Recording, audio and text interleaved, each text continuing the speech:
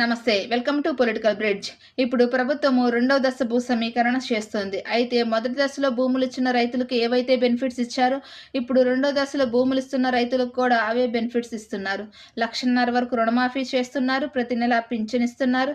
ప్రతి సంవత్సరం కౌలు కూడా పెంచే విధంగా నిర్ణయం తీసుకున్నామని మంత్రి నారాయణ గారు రైతులతో చెప్పారు. దీనిపై చంద్రబాబు నాయుడు గారు కూడా సానుకూలంగా స్పందించారు.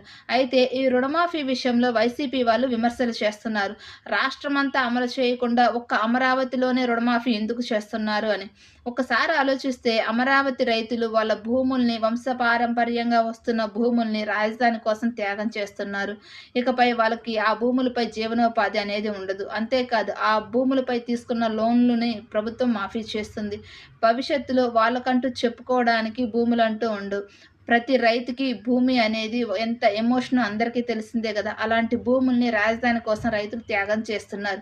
వాళ్ళు చేసిన త్యాగం అర్థం చేసుకోకుండా అమరావతి రైతుల గురించి తక్కువ చేసి మాట్లాడడం ఎంతవరకు కరెక్ట్? ఒకసారి ఆలోచించండి. మీరేమంటారు? కామెంట్ చేయండి. వీడియో నచ్చితే లైక్ చేయండి, షేర్ చేయండి, సబ్స్క్రైబ్ చేయండి. Thank you.